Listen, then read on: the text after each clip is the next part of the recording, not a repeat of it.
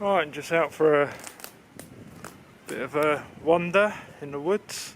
And I thought I'd go into the controversial subject of heavyweight backpacking versus lightweight versus ultralight, or heavyweight wild camping, lightweight wild camping, ultralight wild camping. So, spoiler alert, it doesn't really matter. But we're going to sort of the kind of pros and cons of each. Alright, let's find somewhere to sit down out the wind.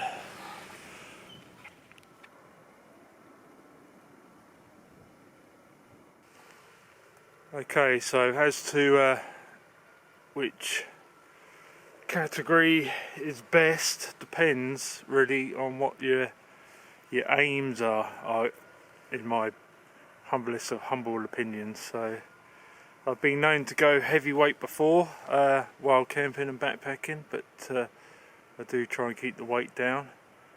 But I'd say I'm more in the lightweight category rather than ultralight, although I have gone ultralight before. So heavyweight.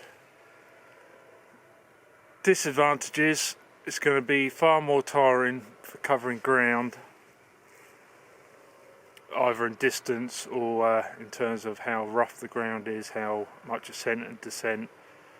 So it's going to be way more tiring, and I've seen people on trails like the GR20 carry massive packs, and there's a lot of ascent and descent on that trail, and consequently they're having a bad time. But anyway, advantages for heavyweight stuff: let's say you're doing an established base camp where you haven't got too far to walk in, or you're not walking with all your camping gear every day, then why not take a few luxuries to make your camp experience more comfortable. Or if you're doing like an established bushcraft camp where you might be taking an axe, and you could take a few other bits and pieces to enhance your time in camp, because with the more bushcraft type stuff, it's more time spent in camp, so you want to be comfortable, and you might want to cook some nice food.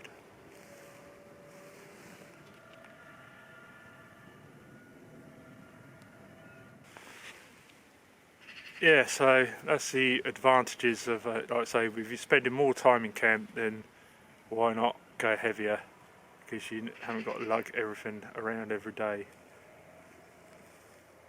especially in sort of winter scenarios, and where you need more gear. So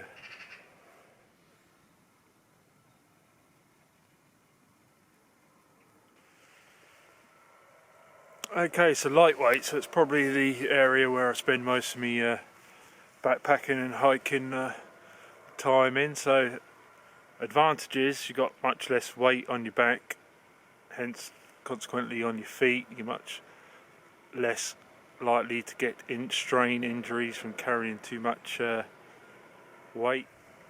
But you still got everything you need to be comfortable, or as comfortable as you can be, camping in the arse end of nowhere. And you don't have to make as many sacrifices maybe as if you go ultralight. Yeah, and you can probably get away without the latest and greatest gear and still go lightweight, just by taking less stuff and investing a bit of money maybe in the big three, like your tent, sleeping bag and rucksack. Get those a bit lighter, but it doesn't cost you anything to leave stuff at home. Okay, and so ultralight.